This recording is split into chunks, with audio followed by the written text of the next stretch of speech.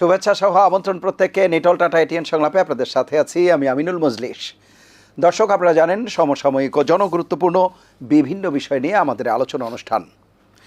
2 দিনের সফরে মঙ্গলবার ঢাকায় পৌঁছেছেন মার্কিন যুক্তরাষ্ট্রের দক্ষিণ ও মধ্য এশিয়া বিষয়ক সহকারী পররাষ্ট্রমন্ত্রী ডোনাল্ড লু। তবে এই সফরে কোনো রাজনৈতিক দলের সাথে আনুষ্ঠানিকভাবে কোনো বৈঠকের কথা নেই, কিন্তু তারপরেও গত কয়েকদিন থেকেই এই বিষয়গুলো নিয়ে রাজনৈতিক অঙ্গনে বেশ আলোচনা চলছে। সঙ্গত কারণেই আমাদের আজকের আলোচ্য বিষয় রেখেছি আলোচনায় ডোনাল্ড লু। এ বিষয়ে আলাপ করবার জন্য স্টুডিওতে রয়েছেন দুজন সম্মানিত অতিথি। আমাদের সাথে রয়েছেন রাজনৈতিক বিশ্লেষক ও কলাম লেখক জনাব গোলাম মাওলা রনি, রয়েছেন সাবেক রাষ্ট্রদূত ও আওয়ামী লীগ নেতা জনাব মমতাজ হোসেন, এবং আমাদের সাথে অনলাইনে যুক্ত আছেন সিনিয়র সাংবাদিক জনাব নাদিম কাদের। প্রথমে গোলাম মাওলা রনি, আপনাকে দিয়ে আলোচনা শুরু করছি। আমাদের আজকের আলোচ্য বিষয় আলোচনায় ডোনাল্ড লু।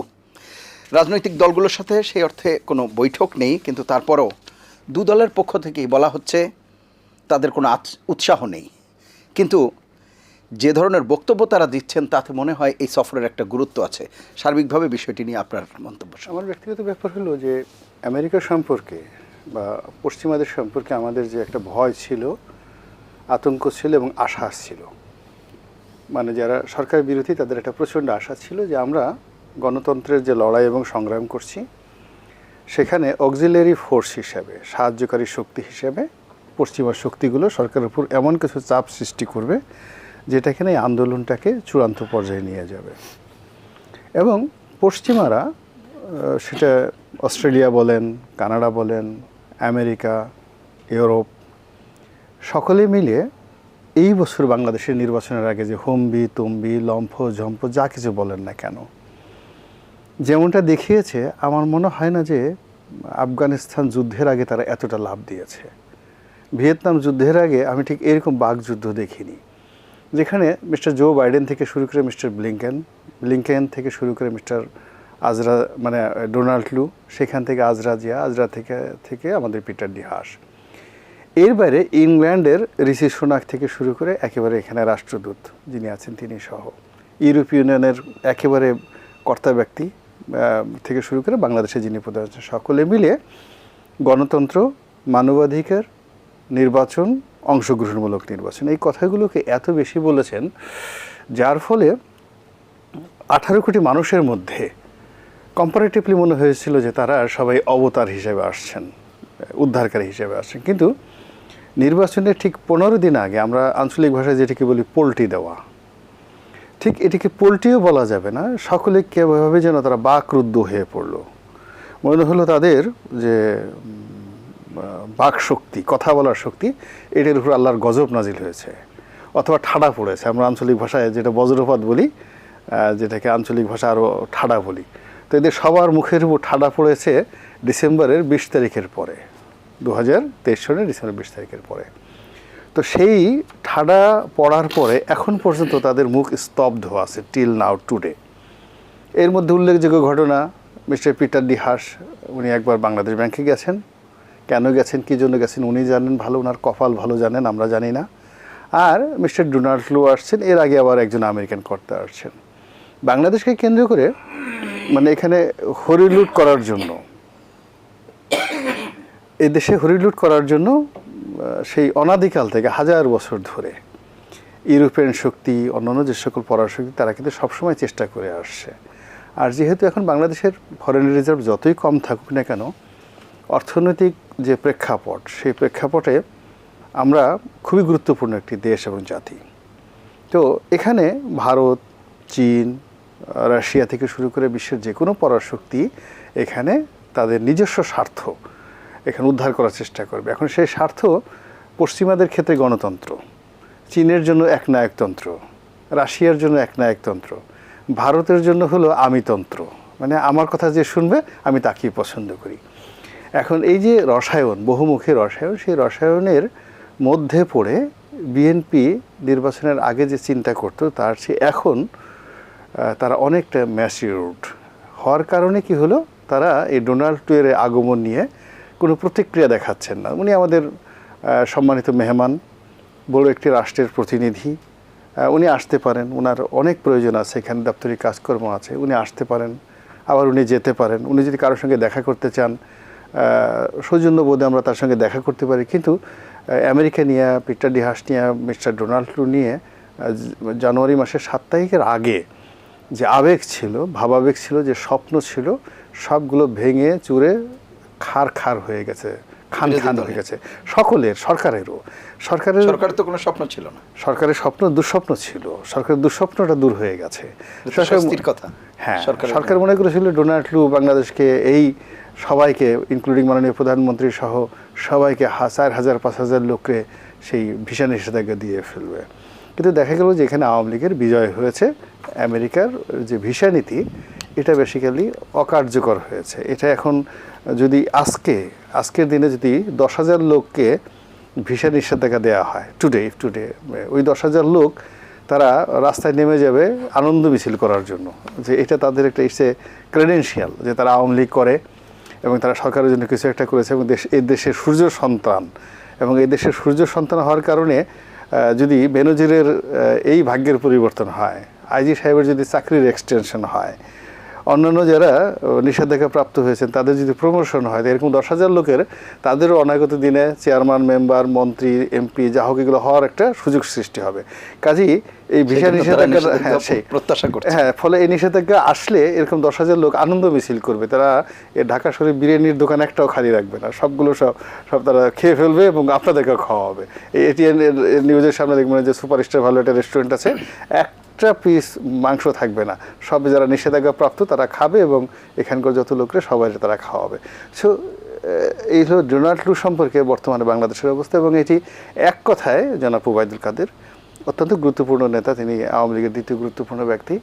তিনি যেটি প্রকাশ করেছেন যে তিনি এলেন না এলেন, আমরা তো তাকে দাওয়াত করে আনিনি, তিনি স্বেচ্ছায় এসেছেন। হ্যাঁ, আবার তার ইচ্ছায় তিনি চলে যাবেন। মাতামাতি করার কিছু না। আর আমরা ইচ্ছা করলে তাকে বাধা দিতে পারতাম, ভিসা নাও দিতে পারতাম। কিন্তু আমরা এখনও ওদের মতো ভিসা নিষেধাজ্ঞা দেওয়া, আওয়ামী লীগ মনে করে আমেরিকাটা বেয়াদব, মানে এর অভদ্র একটা লোককে ঠিক সেইভাবে ডিক্লেয়ার দিয়ে ভিসা নিষেধাজ্ঞা দেওয়াটা সে গোপনও দিতে পারতো।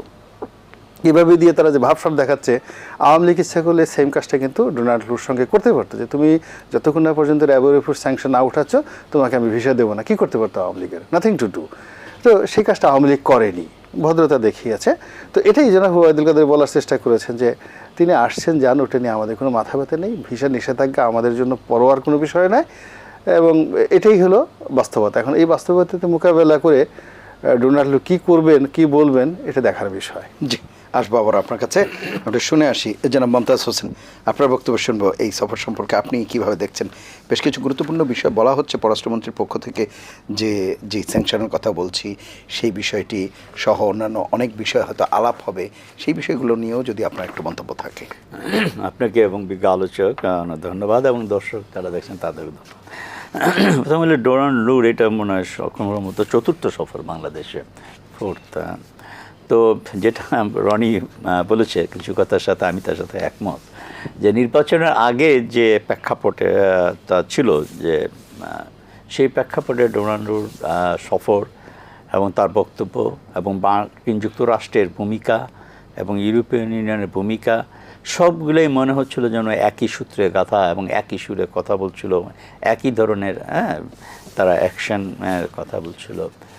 তো অ্যাকশন বলেন যাই বলি আমরা, স্যাংশন বলেন যাই, কিন্তু দেখা গেল যেটা আসলে যত বলে না, যত গর্জে তত বসে না, ঠিক অনেকটা সেরকমই হয়েছে।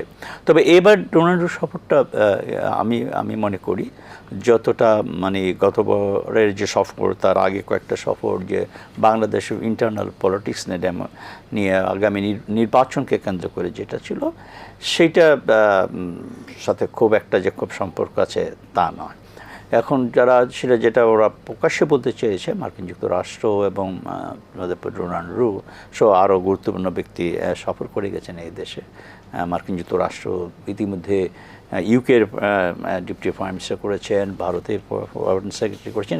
সুতরাং এই সফরগুলো এই পরপর এই 1 সপ্তাহের মধ্যে বা 2 সপ্তাহের মধ্যে যদি আমরা লক্ষ্য করি, তাহলে হঠাৎ করে এই যে সফরগুলা, নিশ্চয়ই এটা আমি মনে করি যে এটা খুব গুরুত্বপূর্ণ বাংলাদেশের, যদিও বাংলাদেশের অবস্থান যেটা এখন বাংলাদেশের যে অবস্থানটা, ভূ রাজনীতির যে অবস্থানটা জিওপলিটিক্সে এবং মার্কিন যুক্তরাষ্ট্রের, বিশেষ করে মার্কিন যুক্তরাষ্ট্রের ইন্টারন্যাশনাল পলিটিক্সের আজকে যে তার যে অবস্থাটা আমরা যদি দেখি, তাহলে সে স্বাভাবিকভাবেই বাংলাদেশের অবস্থানের কারণেই আজকে বাংলাদেশের গুরুত্বটা বেড়ে গেছে। আমি মনে করি যে, আমার মনে হয় যে রাজনৈতিক চেয়ে বরঞ্চ মার্কিন যুক্তরাষ্ট্রের স্বার্থটা বেশি গুরুত্ব পাবে এই সফরের মধ্য দিয়ে, বিশেষ করে এই জিওপলিটিক্সের এই এলাকা অঞ্চল নিয়ে, মধ্যপ্রাচ্য এবং কি ইউরোপে সহ আজকে যেটা মার্কিন যুক্তরাষ্ট্রের অবস্থানটা ইন্টারন্যাশনাল পলিটিক্সে জনসমর্থন যদি বলি, এরা খুবই খারাপ অবস্থার মধ্যে আছে। বিশেষ করে প্যালেস্টাইন নিয়ে আপনারা দেখেছেন, মার্কিন যুক্তরাষ্ট্রের বিভিন্ন ইউনিভার্সিটিতে তাদের ছাত্ররা, শিক্ষকরা বিক্ষোভ করছে, মিছিল করছে, প্রতিবাদ করছে, সমস্ত ইউরোপ এবং সারা ওয়ার্ল্ডে প্রায় ছড়িয়ে পড়েছে। এবং তাদের, বিশেষ করে মার্কিন যুক্তরাষ্ট্রের যে মিত্র রাষ্ট্রগুলো আছে, তাদের ওখানে বেশি আরও রিয়াকশান যেটা দেখা যাচ্ছে। সব কিছু মিলে ইন্টারন্যাশনাল পলিটিক্স, ইন্টারন্যাশনাল যে মানুষের মিডিয়া বলেন, মানুষের সেন্টিমেন্ট, সব কিন্তু একটা মার্কিন যুক্তরাষ্ট্রের প্রতি একটা বৃদ্ধাঙ্গুলের মতন একটা অবস্থার মধ্যে মার্কিন যুক্তরাষ্ট্র অতিবাহিত করে। তার মধ্যে আপনি ভারতের নির্বাচন, আগামীতে মার্কিন যুক্তরাষ্ট্রের নির্বাচন, ইউনাইটেড কিংডমের নির্বাচন সহ গুরুত্বপূর্ণ কয়েকটি নির্বাচন আন্তর্জাতিক ক্ষেত্রে হতে যাচ্ছে। সব কিছু মিলেই আগামী বছরটা, বিশেষ করে এখনকার যে প্ল্যানগুলো, যেগুলো সফর, সব কিছু কিন্তু পরবর্তীকালে মাস্টার প্ল্যানের একটা অংশ হিসাবে এখন তারা এই কাজগুলো করছেন, বেসিক কাজগুলো করে রাখছেন, পরে কি করবেন সেগুলোর ক্ষেত্রে। এবং আমি মনে করি এই সফরটা বরঞ্চ আওয়ামী লীগের সাথে আগামী দিনের মার্কিন যুক্তরাষ্ট্রের সম্পর্ক এবং ভূ রাজনীতি, যে আপনার ইন্ডো প্যাসিফিক রিজনের কথা বলি, বে অফ বেঙ্গল এবং ইন্ডিয়ান ওশনের কথা বলি, রোহিঙ্গার কথা বলি, তারপরে আপনার রাখাইন স্টেটের কথা বলি, এই জায়গাটা খুব একটা গুরুত্বপূর্ণ জায়গা, গুরুত্ব পাবে খুব বেশি বলে। এবং প্যালেস্টাইনে যেহেতু বাংলাদেশ অত্যন্ত শক্তভাবে এবং তার সাপোর্ট প্যালেস্টাইনদের উপরে দিয়েছে, সেই ক্ষেত্রে অবশ্যই। এবং বাংলাদেশের অর্থনীতিরও আপনি জানেন, বাংলাদেশের অর্থনীতি যেটা বলেছেন যে আমাদের রিজার্ভ কমে গেল, কিন্তু তারপরেও আমরা কিন্তু একটা একদম যে খারাপ অবস্থার মধ্যে পড়ে গিয়েছে, একদম তা না এখনও পর্যন্ত। সেই কারণে দেখেন ওয়ার্ল্ড ব্যাংক সব কিছু এগিয়ে আসছে। কিন্তু সুতরাং বাংলাদেশের ইন্টারন্যাশনাল অবস্থাটা বা অর্থনৈতিক ক্ষেত্রে বলেন, সকল ইন্টারন্যাশনাল পলিসির ক্ষেত্রে বাংলাদেশের সুশীল সমাজের সাথেও কিন্তু তারা বৈঠক করবেন উনি। সেটি কোন দৃষ্টিকোণ থেকে আপনার কাছে মনে হয়? মানবাধিকার, আইনের শাসন কিংবা এগুলো তো মার্কিন যুক্তরাষ্ট্রের কথা, ইউরোপিয়ান আপনার কাছে মনে হয় আলাপ করবেন? হ্যাঁ, এটা আলাপ হতেই পারে। আপনি ওয়েস্টার্ন ওয়ার্ল্ডের এটা একটা, ওদের একটা কালচার, এটা বলে ধরে নিতে পারেন। যে কোনো আলোচনা যে কোনো আসলেই এই হিউম্যান রাইটসের কথা বলবে, ডেমোক্রেসির কথা বলবে, আপনার সেকুলার পলিটিক্সের কথা বলবে, এটা খুবই স্বাভাবিক। সেই জায়গায় কতটা স্বস্তিতে আছি আমরা? আমরা ভালো, আমি মনে করি বর্তমান অবস্থায় আওয়ামী লীগ ভালো অবস্থানে আছে। জিও এবং পলিটিক্স এবং ইন্টারন্যাশনাল পলিটিক্স মিলে আওয়ামী লীগের অবস্থানটা ভালো আছে আমি মনে করি। জি, জনাব নাদিম কাদের, আপনি জানেন যে ডোনাল্ড লু 2 দিনের সফরে ঢাকায় রয়েছেন। সার্বিকভাবে বিষয়গুলো নিয়ে আপনার মন্তব্য শুনব। ধন্যবাদ middle Majlis, thank you for having me. যেটা আমি বলতে চাচ্ছি, আসলে আমরা সবাই যেটা বলছি, সবাই গা ছাড়া দিয়ে বসে আছে। আমার মনে যেটা ওভারটলি গা ছাড়া দিয়ে বসে আছে, কভারটলি সবাই এটাকে অবজার্ভ করছে। এবং ডোনাল্ড লু নিশ্চয়ই হাওয়া খেতে আসেননি, এটা আমাদের মনে রাখতে হবে। আপনার যদি আমি একটু পিছনের দিকে যদি নিয়ে যাই, আপনারা মনে রাখবেন যে কিউবার সাথে বঙ্গবন্ধুর যে সম্পর্কের উপর যে ঘটনা ঘটেছিল, এবং সেখানকার আমেরিকানরা খুব আপসেট ছিল, কেন কিউবা স্যাংশন কান্ট্রি ছিল। কিন্তু আমরা জানি Bangabandhu, just like our prime minister Sheikh Hasina doing now, যে নিজের গতিতে চলা নিয়ে, এবং সেটার জন্য কিন্তু আমরা অনেক কিছু জানি, অনেক ভাবে যে ৭৫-এর যে বিরাট ম্যাসাকার বঙ্গবন্ধু তার পরিবারের, তার পিছনে আমেরিকানদের ব্লেসিং ছিল। সো আমি মনে করি না যে এটা একেবারে উড়ন্ত একটা কোনো ট্রিপ, বিশেষ ট্রিপ আছে। কিন্তু কতগুলো জিনিস হচ্ছে যে আমরা যেরকম, আমি লিখেছিলাম অনেকদিন আগে যে আমাদের প্রধানমন্ত্রীর কথা, যে আয়রন লেডি অফ এশিয়া, তো উনি কিন্তু এই মেজর পাওয়ার গুলোকে খুব ভালোভাবে মোটামুটি এখন পর্যন্ত has played her cards very well. এবং উনি ঠিক চায়না যাওয়ার আগে উনি দিল্লি যাবেন, এবং তার আগেই দিল্লি থেকে নানা ধরনের তিস্তা নিয়ে নানা ধরনের কনসার্ন হচ্ছে। তো যেটা বলছিলেন সবাই যে জিও পলিটিক্যাল একটা ফ্যাক্টর আছে, but so I think what the mission is all about is তারা অবজার্ভ করছে, তারা এখানে কথা বলছে। আজকেও আমি দেখেছি যে সিভিল সোসাইটি সাথে কথা বলেছে, কিন্তু আমি মাহফুজ আলম সাহেব ছাড়া অন্যদিকে খুব একটা ভালো করে চিনি না।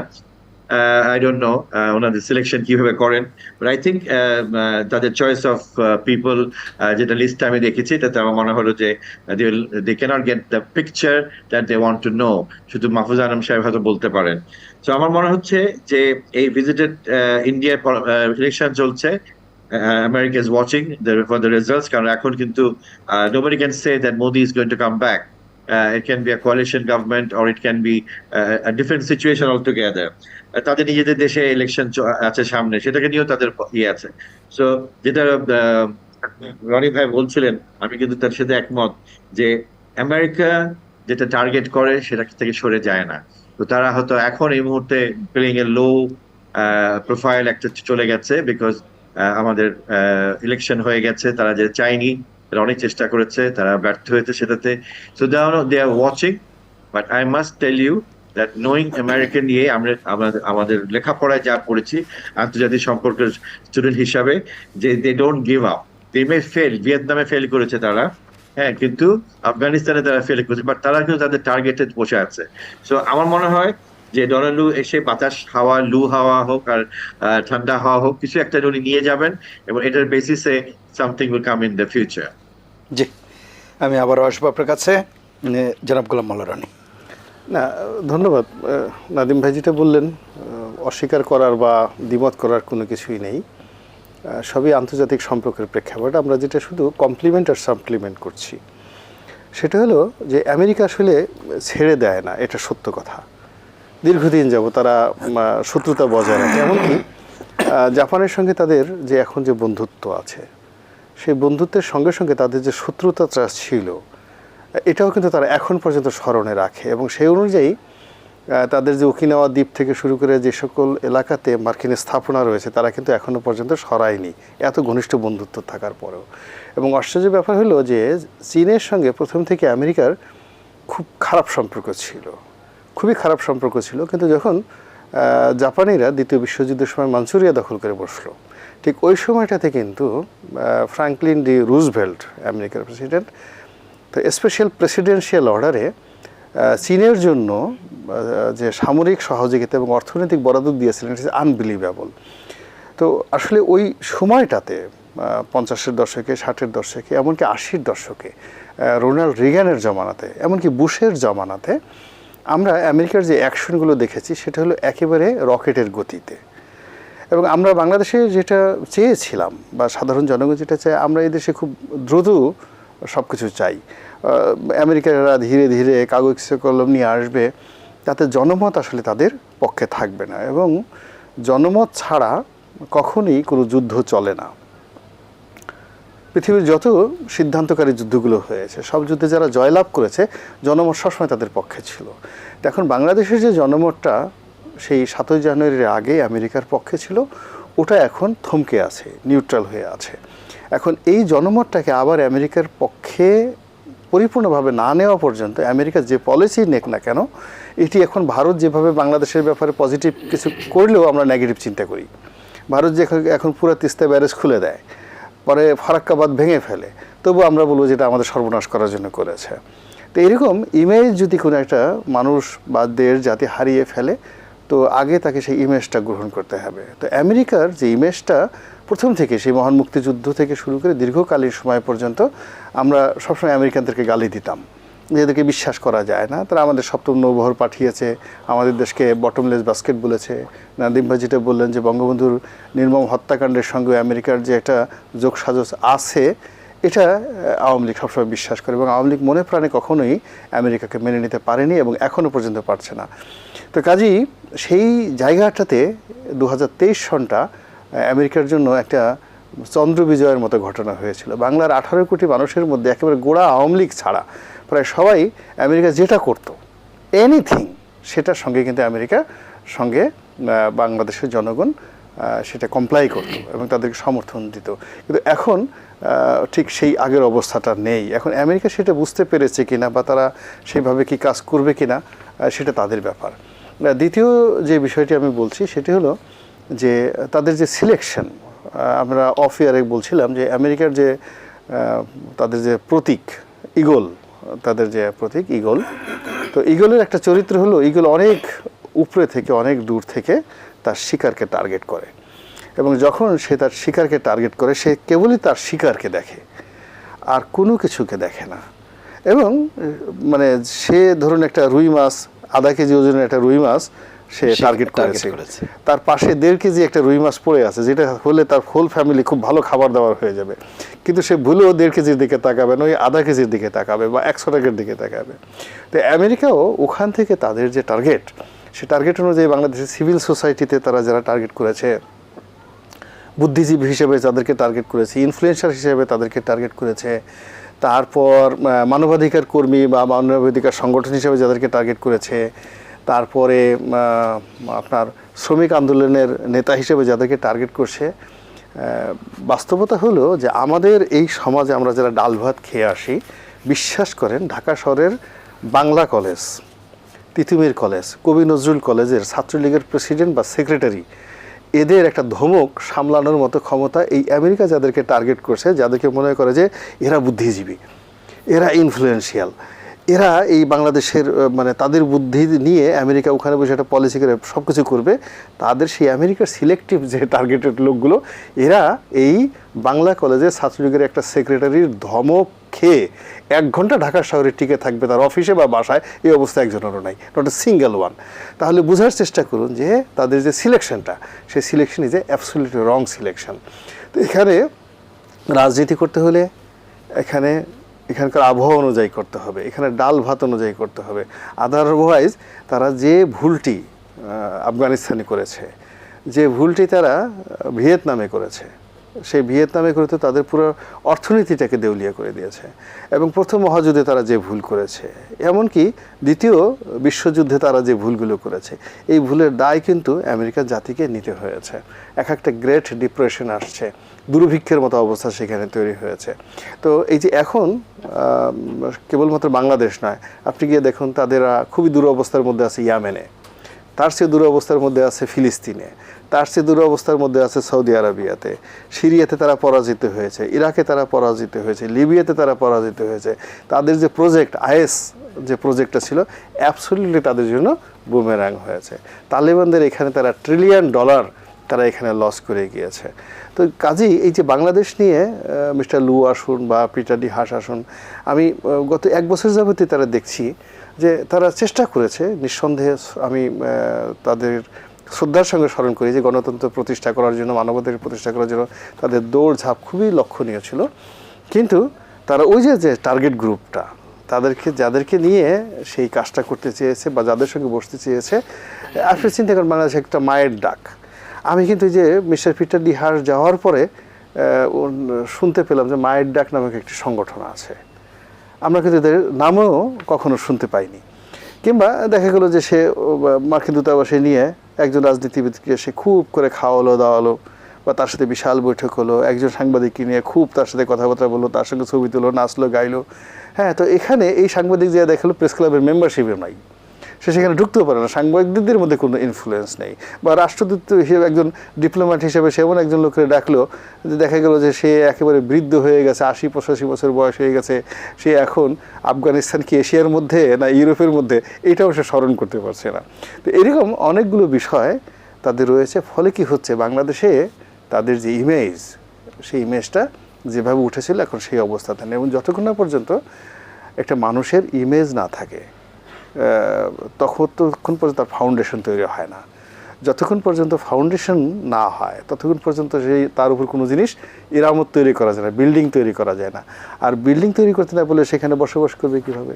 আমেরিকাকে আমরা আশা করেছিলাম এই ভিসা নীতি করবে, এটা করবে, এটা করবে, এতকাল করার পরে এখন দেখা গেল যে তারা যে হুমকি ধামকি দিচ্ছে, বাংলাদেশে একটা চড়াইও ভয় পায়নি, এরা শালিকও ভয় পায়নি, এটা কাকার শব্দে ডেকে ওঠেনি।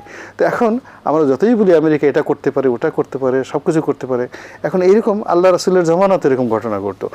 আল্লাহ রাসূল আসতে বলতো যে আল্লাহর গজব নাজিল হবে, কাফেররা বলতো যে কই লাগাও, আনো তোমার গজব, দেখি কেমন হয়। দেখুন আমেরিকা যা কিছুই বলতেছে আমাদের এখন কোনো কিছু বিশ্বাস হচ্ছে না, we do not believe them. জনাব গোলাম মোল্লা রনি, আরেকটি বিষয় মমতাজ হোসেন বলছিলেন, গণতন্ত্র, আইনের শাসন, এইসব ক্ষেত্রে খুব স্বস্তিতে রয়েছে। মানে আমরা তো নিঃসন্দেহে সেই জায়গাগুলোতে কাঙ্ক্ষিত জায়গা থেকে কিছুটা হলেও দূরে আছে। সার্বিকভাবে বিষয়গুলো কীভাবে দেখেন? এখন শুনুন, বাংলাদেশের ব্যবস্থা হলো যে বাংলাদেশের গণতন্ত্র অ্যাবসলিউটলি বাংলাদেশ মডেলের হবে, not like India or not America. তারপরে এখানে যে পুলিশের যে অ্যাক্টিভিটিসগুলো আছে, এটা আপনি ব্রিটিশ স্কটল্যান্ড ইয়ার্ড মানে ব্রিটিশ পুলিশের সাথে আপনি তুলনা করতে পারবেন না, আমেরিকান পুলিশের সাথে তুলনা করতে পারবেন না। দেখেন আমেরিকাতে যে ঘটনা ঘটলো, কলম্বিয়া বিশ্ববিদ্যালয়ের একজন অধ্যাপিকা, তাকে পিঠমোড়া করে বেঁধে একটা পুরুষ পুলিশ শুয়ে ফেললো, তারপরে তার মানে যাকে বলা হয় তাকে হ্যান্ডকাপ পরানো। এখন বাংলাদেশের জগন্নাথের ভাইস চ্যান্সেলর আছেন সাদেকা হালিম, বা ঢাকা বিশ্ববিদ্যালয়ের ভাইস চ্যান্সেলর আছেন, তার সঙ্গে যদি এমন একটা কাজ করতো বাংলাদেশ পুলিশ, কেয়ামত হয়ে যেত। এখন আইনের শাসন বলতে আপনি কী বুঝেন? ডোনাল্ড ট্রাম্পের মতো একজন সাবেক প্রেসিডেন্ট, তাকে ডেকে নিয়ে তার বেডরুমের দৃশ্যে সে কী করছে একটা পর্ন স্টারের সাথে, সেটা সুপ্রিম কোর্টে প্রকাশ্যে শুনানি হচ্ছে।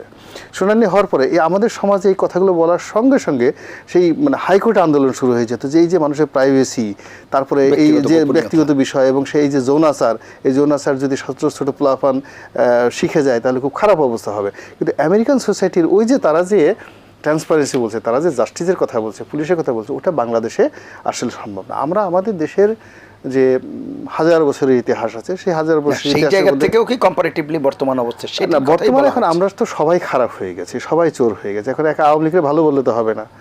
আমি তো এখানে যারা আছে দেখেন তো টাকা মারতে চায় না কে, তারপর শেষে ঘুষ দিয়ে খুব দ্রুত প্রমোশন পেতে চায় না কে, তারপরে একটু এই কারণ বাজারে যদি কাউকে বলা হয় যে এখানে 10 কাঠা জমি বিনামূল্যে দেওয়া হবে, সরকারি জমি, কে নেবে বলেন তো? টিআর কাবিখা। অর্থাৎ সুযোগ নেওয়ার ক্ষেত্রে প্রত্যেকটা লোক একেবারে সমান মন মানসিকতার। এখন এই যে দেখেন এমপি বানানো হবে, আপনি যদি বলে শেখ হাসিনা বলে যে আমার 50 জন এমপিকে আমি কালকে থেকে বাদ দেবো, অমুক 50 জন লোকের আমি বাই ইলেকশনে এমপি বানিয়ে নিয়ে আসবো, বলেন তো কে না যাবে তার ওখান থেকে? হাতে গোনা কয়েকজন, আর বেশিরভাগ লোকে কিন্তু দৌড় দিবে, একেবারে ধুতি খুলে দৌড় দিবে। বুঝতে পারছেন ঘটনা? তাহলে এখন ঘটনা যে আমরা যারা পাই তারা বলি সাধু সাধু সাধু, আর আমরা যারা পাই না তারা বলি অসাধু অসাধু অসাধু। তো এই কবলে কম্পারেটিভলি বুঝতে হবে যে আমাদের দেশের ইতিহাসে যে ভালো সময়গুলো যখন আইনের শাসন কখন গেছে? মুর্শিদ কুলি খানের জমানাতে, ইট ওয়াজ এ গ্রেটেস্ট টাইম। শায়েস্তা খানের জমানাতে, দ্বিতীয় মহিপালের জমানাতে, গোপালের জমানাতে, এরকম মানে অনেক শত শত বছর আমাদের দেশের আইনের শাসন ছিল, জুডিশিয়ারি ছিল। ওই প্রেক্ষাপটে এই বাংলায় যা সম্ভব সেটাই আমাদের পুনঃপ্রতিষ্ঠা করতে হবে। We can not import. হ্যাঁ, ভোটাধিকার, হ্যাঁ ভোটাধিকারের একই অবস্থা। আমাদের দেশের অনেক ভালো ভালো ইলেকশনগুলো হয়েছে, 1954 ইলেকশন হয়েছে, চমৎকার একটা ইলেকশন হয়েছে। তারপরে আমাদের এখানে এই যে 90 পরবর্তী যে ইলেকশনগুলো হচ্ছে খুবই ভালো ইলেকশন হয়েছে। তো সেই আমাদের দেশে যে ভালোগুলো হয়েছে ওটার সঙ্গে সামঞ্জস্য রেখে ভালো ইলেকশন। এখন ভালো ইলেকশন বলতে এটা ইরানের মতো হবে না, এটা অন্য দেশের মতো হবে না। আমাদের দেশে যে ইতিহাসগুলো রয়েছে ওটার সঙ্গে 10% প্লাস মাইনাস করে আমাদের একটা টার্গেট নিতে হবে যে আমরা 91 ইলেকশনটাকে ফলো করব। আমরা ইভেন আপনি 70-এ যে ইলেকশনটা হয়েছে, ইট ওয়াজ এ ফ্যান্টাস্টিক ইলেকশন। এমনকি ফাতেমা জিন্নাহ বনাম যে দাঁড়ালেন, আপনার আইয়ুব খান যে ইলেকশনটা করেছেন, ইট ওয়াজ এ এক্সট্রাঅর্ডিনারি ইলেকশন।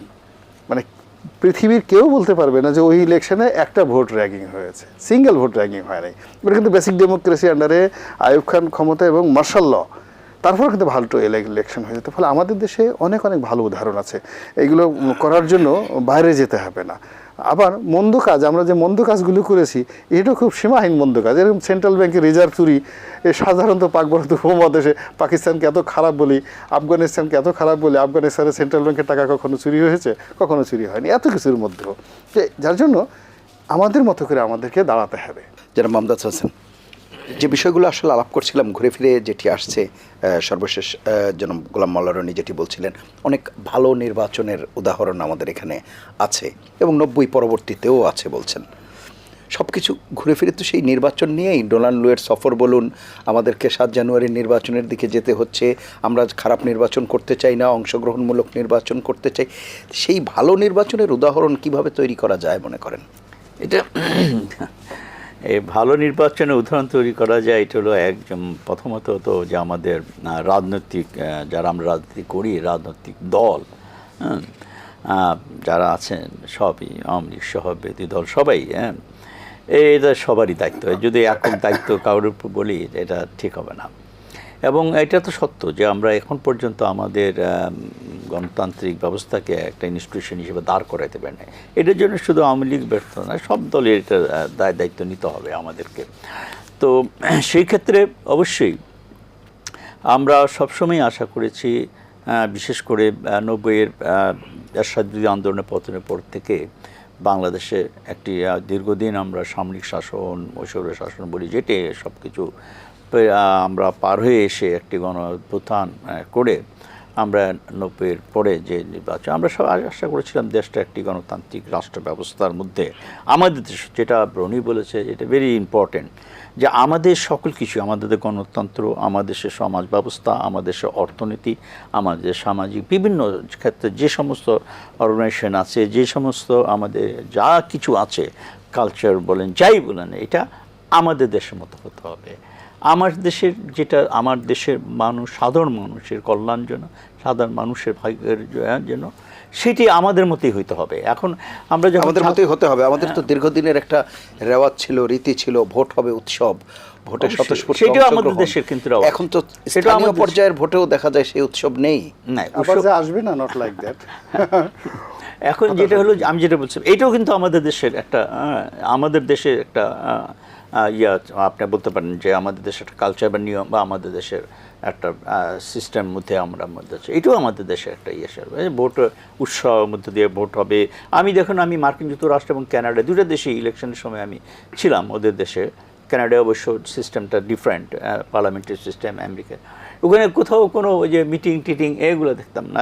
আমার মনে আছে আমার ছোটো ভাইয়ের বাসায় আমি আছি, তো পার্লামেন্টে দাঁড়িয়েছে দুইটা দল, এখানে ম্যাচের দুইটা দল।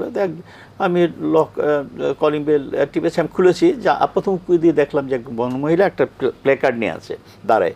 তো আমি তখন দরজা খুলে জিজ্ঞেস করলাম, ও আমাকে বসতেছে যে can I put my this play card, তোমার এইখানে দিতে পারি কি না। তো আমি তার বললাম একটু ওয়েট করো, আমার ভাইয়ের, আমি বাইরের, আমার ওয়েট। ভাই বললো যে ঠিক আছে, কোন পার্টি? আবার সে তার ওই পার্টি করেছে। তো ওকে, দেখেন ও বললো তখন যে আমি কবে এখন লিখে দিয়ে গেলাম, আমি আজকে লাগালাম, এত তারিখে এতটা সময়ের মধ্যে আমি সেটা উঠিয়ে নিয়ে যাব। কেন করেন? তো সেই দেশের জিনিসটা, কালচারটা ডিফারেন্ট। আমাদের দেশে সেইভাবে আমরা যখন রাজনীতি করতাম কলেজ জীবনের, তখন আমরা যেটা রনি বললো যে আমাদের ব্যবস্থা, আমরা যখন বলতাম, যখন মস্কোপন্থী যারা ছিলেন বা চাইনিজপন্থী যারা ছিলেন, আমরা তখন বলতাম যে ওরা মস্কোতে বৃষ্টি হলে ঢাকায় বৃষ্টি ছাতা উঠায়, পিকিংয়ে বৃষ্টি হলে এখানে, আমরা মস্কো না ঢাকা, পিকিং না ঢাকা, এমনকি পিন্ডি না ঢাকা, পরে বাঙালি সেন্টিমেন্টের এসছি। এই কথাগুলো কিন্তু আসছে, কিন্তু যে আমার দেশের কালচার, যেটা আমরা দীর্ঘদিন ধরে আমাদের এই দেশের, আমাদের বিভিন্ন সময়ে, যেটা রনি বললো, 1000 বছরে আমরা যদি পর্যালোচনা করি, দেখি, আমরা দেখা যাবে যে আমাদের নিজস্ব একটা জিনিস দাঁড়িয়েছে। সেই জিনিসটাকে আমরা উন্নত, আমি যে কথাটা আসতে চাচ্ছি, যে আমাদের ভালো জিনিসগুলোকে আমরা কিভাবে আরও ভালো করতে পারি, সেই চেষ্টাটা কিন্তু আমাদের দেশে হয়েছে। বাট আমি মনে করি সেরকম হয়নি। যদি হতো, তাহলে আজকে এই যে সকল ব্যাপারে যে প্রশ্নগুলো এসছে, নির্বাচন ব্যবস্থা, গণতন্ত্র, মানবাধিকার, আইনের শাসন, সব কিছুরই কিন্তু আমরা একটা সুন্দর একটা জিনিস দেখতে পারতাম। সেটা আমরা করতে পারিনি, এটা আমাদের ব্যর্থতা। এবারে এই ব্যর্থতা দায় দায়িত্ব অবশ্যই স্বীকার করতে হবে আমাদের সবাই। যে রাষ্ট্রটা আমরা বঙ্গবন্ধুর নেতৃত্বে, একটা নিজস্ব জাতি, যে কিছু জানে না, বাঙালি জাতি, যাদের আর্মিতে, সেনাবাহিনীতে নেয় না, যে এরা কি যুদ্ধ করবে, ফিটনেস নেয়, বডি ফিটনেস নেয়, সেই নিজস্ব জাতি, একটি সশস্ত্র জাতিতে পরিণত করেছে বঙ্গবন্ধু মানুষকে, সে উৎসাহ তার দিয়ে।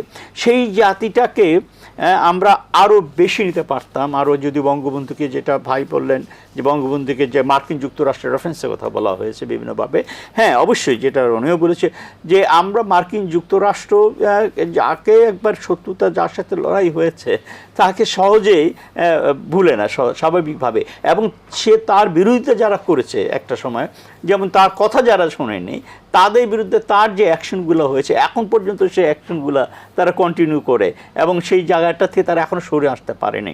মার্কিন যুক্তরাষ্ট্র এইটাই হলো তাদের একটা খুবই খারাপ ইন্টারন্যাশনাল পলিটিক্সে বলেন বা তাদের যে কোনো যে ক্ষেত্রে তাদের এই যে চিন্তা চেতনাটা, it's a very wrong thinking, বুঝছেন। মডার্ন দুনিয়া পরিবর্তন, আমরা সবাই বলি পরিবর্তন কথা বলতেছি, সুতরাং সেখানে তাদের পরিবর্তন হচ্ছে না, বরঞ্চ উল্টা আমাকে সবক দিচ্ছে, শিক্ষা দিচ্ছে আমি পরিবর্তিত হওয়ার জন্য।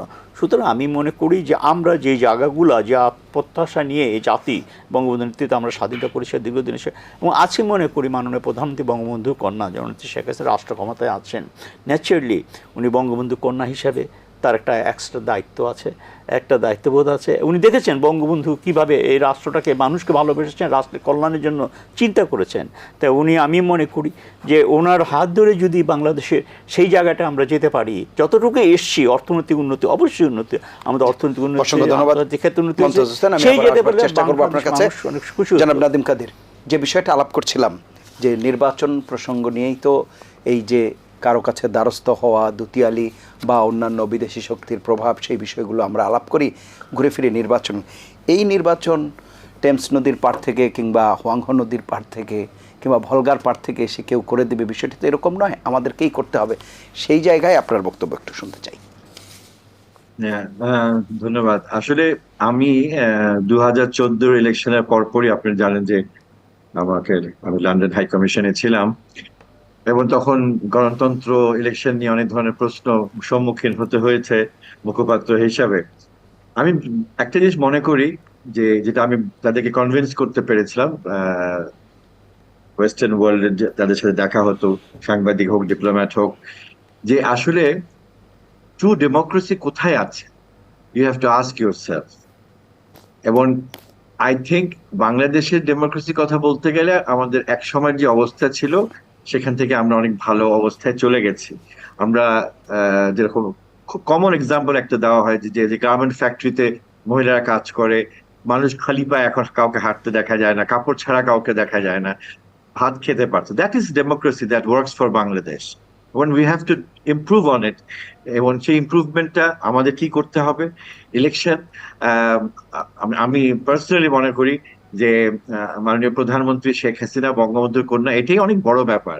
এই জন্য হয়তো যে ক্রিটিসিজমটা ওনাকে নিতে হয়েছে 7ই জানুয়ারি ইলেকশন থেকে, সেটাকে না হলেও হতো, বাট এর পিছনে যদি আরো কোনো মহৎ কোনো ব্যাপার থেকে থাকে যেগুলো আমরা জানি না, বাট আমার মনে হয় যে এইটুকু জন্য ওনার কে পৃথিবী জুড়ে যেরকম ভাবে নিন্দা করা হয়েছে, বা আমরা দেখেছি সোশ্যাল নেটওয়ার্কে যে নানা ধরনের কথাবার্তা, সেটা প্রয়োজন ছিল না।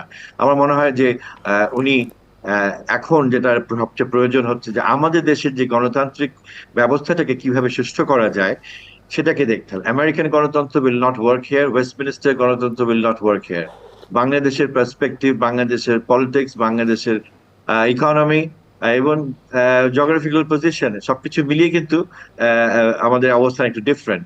তো আমি সবসময় এটাই বিশ্বাস করি এবং এটাই সবাইকে বলি যে সব দেশেই গণতন্ত্র নিজেরটা নিজে করতে হবে। আপনি see what is happening in India, হ্যাঁ, যেখানে ওয়ার্ল্ডস গ্রেটেস্ট ডেমোক্রেসি, কিন্তু কত ধরনের ক্রিটিসিজম আসছে যে মোদি ইলেকশনে জিতে আসার জন্য নানান ধরনের ঘটনা ঘটাচ্ছে। So who is a good Democrat, who is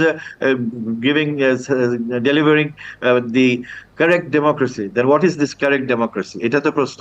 তো আমার কাছে মনে হয় যে আমরা ডানে বামে না তাকিয়ে, পশ্চিমের দিকে না তাকিয়ে, পূর্ব দিকে না তাকিয়ে নিজেদের দিকে তাকাবো, এবং নিজেদের দিকে তাকিয়ে আমাদের যে ভুল ত্রুটিগুলো আছে আমরা সবাই মিলে সেটা ঠিক করতে হবে।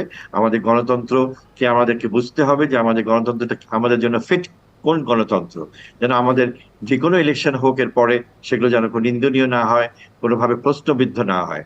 আমাদের অনেক রক্তের বিনিময়ে দেশ, আমাদের বঙ্গবন্ধু দেশের জন্য প্রাণ দিয়ে গেছে।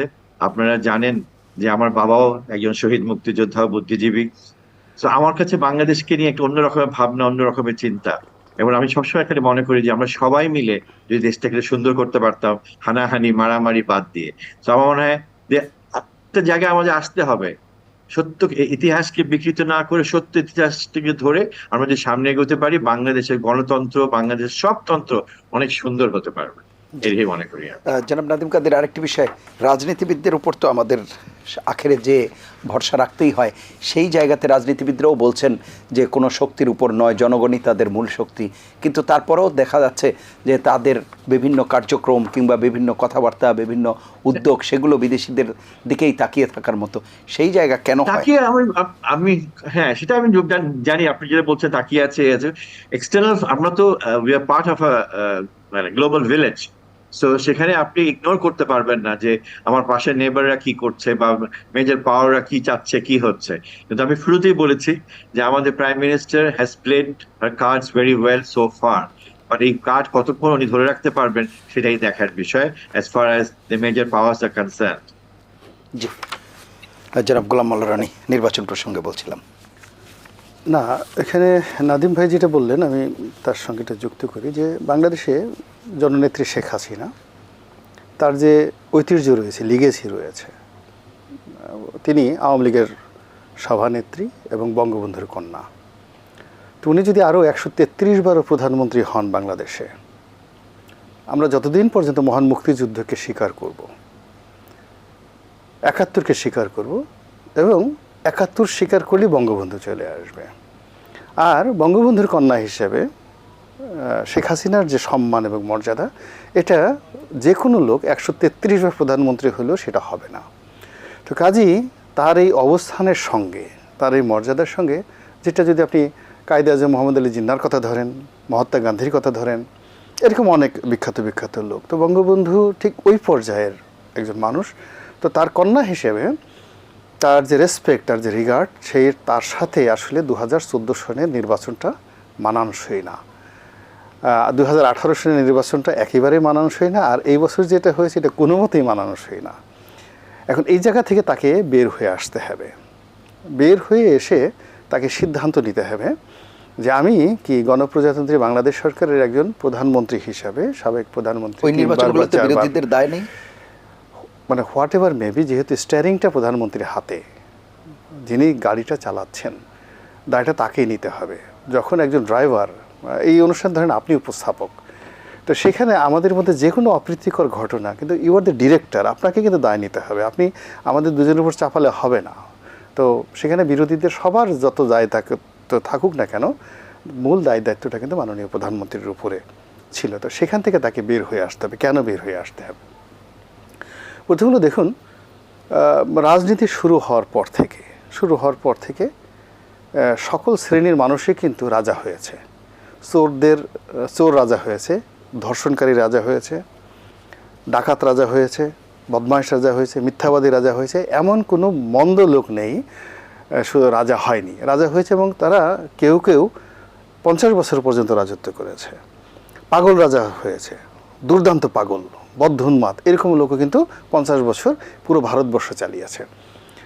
তো তারা যে যখনই ক্ষমতায় এসছে, তাদের কুকর্মটাকে তারা জায়েজ করার চেষ্টা করেছে যে চুরি খুব ভালো একটা জিনিস, এটা না করলে স্বাস্থ্য ভালো থাকে না। যে ধর্ষণ করেছে সে বলছে ধর্ষণের মতো মহাবিদ্যা আর নেই, এটা সবারই করা উচিত। যে ডাকাতি করেছে সে বলেছে যে মানুষের যদি কোনো উন্নয়ন কিছুতে থাকে তাহলে ডাকাতির মধ্যে আছে। কিন্তু এই হাজার হাজার বছরের ইতিহাসে কখনোই একটা মন্দ জিনিস কখনো রাষ্ট্রশক্তি ব্যবহার করে এই পৃথিবীতে প্রতিষ্ঠা করা যায়নি। পৃথিবীতে সেটাই প্রতিষ্ঠিত হয়েছে যেটা সত্য এবং সেটা ন্যায়। এই জিনিসটি ক্ষমতায় থাকতে মানুষ বুঝতে পারে না। কাজেই মানুষকে ঠকানো, লোক ঠকানো, প্রতিপক্ষকে ঠকানো, ক্ষণিকের আনন্দ নেওয়া, যে তিনটি নির্বাচন এই জাতির উপর কলঙ্ক হিসেবে আছে, এই কলঙ্ক থেকে যদি জীবন সায়ানে হয়ে এসে, প্রধানমন্ত্রীর বয়স এখন 80 বছর, তার একটা সিদ্ধান্ত দেখা গেল যে পুরো তার যে অতীতের যত বদনাম আছে, দুর্নাম আছে, সবগুলো মুছে যাবে। এবং সব, এই যে প্রচলিত একটা কথা আছে, সব ভালো যার শেষ ভালো তার, শেষ ভালো যার সব ভালো তার।